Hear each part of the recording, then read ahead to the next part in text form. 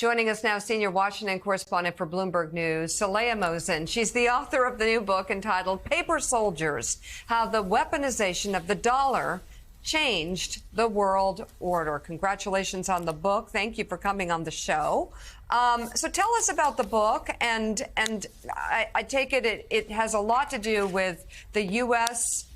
Remaining at the center of the global financial system, or not. The book is about the U.S.'s superpower status around the world, how we rose to this status, and how the dollar has underpinned and actually expanded that status, and how there are foreign threats, of course, that we all talk about and know about, and how there are also internal threats that are damaging U.S. democracy, therefore our dollar, therefore our economic prowess abroad. So let's talk about that. We've heard through the years, back in the 80s, we heard that Japan was going to overtake us. Their currency would overtake ours. We heard the same thing about China starting 2004, 2005. It hasn't happened. Why has the dollar remained so resilient, and why has it remained the foundation of America's or the world's global system, economic system?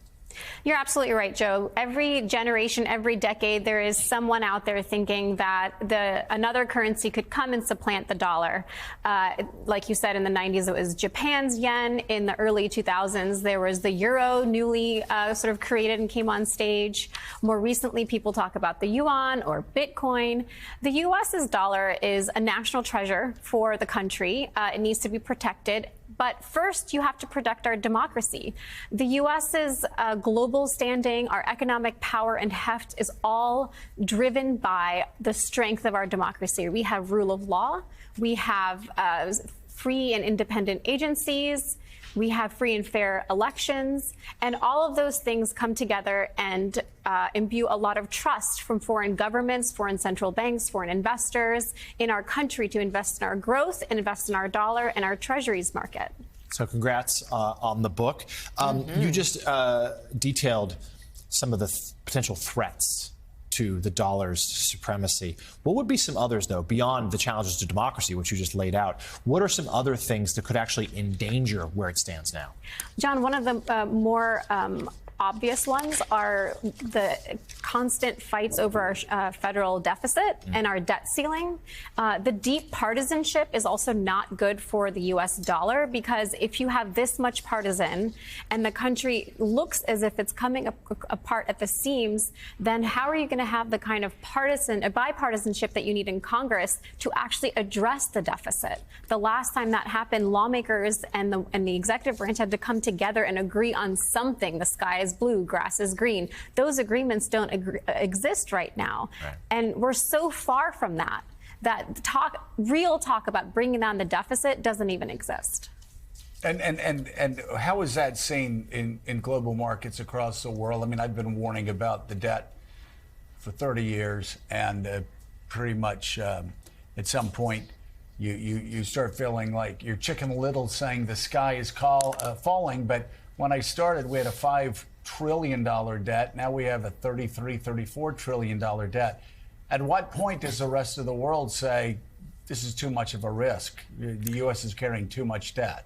Well, that's just what it's going to take. It's going to take other people to point this out in a very real way. One of the fun things that I got to do in the book was I interviewed every living Treasury Secretary, except for one, who was quite elderly, and Bob Rubin. When I sat down with him, we talked about how in the 90s, when he helped the Clinton administration, Bill Clinton, put together an economic agenda, bond traders punished the administration for a plan that allowed for too much fiscal spending, more than the economy could sustain. I have a great chapter that is called Vigilantes and Bullies, and it talks about how bond traders, markets bullied Washington to bring not only rein in fiscal spending plans, but actually start managing the debt and bringing that down. That's the last time any politician, any administration, and the legislative branch has actually addressed the deficit. Now, fast forward to decades later, Rubin says it's going to take markets to bully Washington to do this again. Yep, and of course that decade, famously 4 balanced budgets in a row.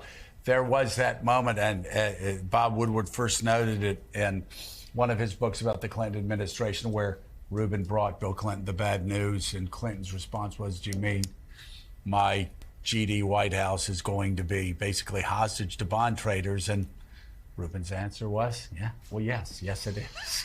Oh boy, I can't wait to read this book. The It new looks book fantastic. is entitled Paper Soldiers, How the Weaponization of the Dollar Changed the World Order. Senior Washington correspondent for Bloomberg News, Saleha Mosin, thank you so much and congratulations on the book. We Congratulations. appreciate your coming on this morning.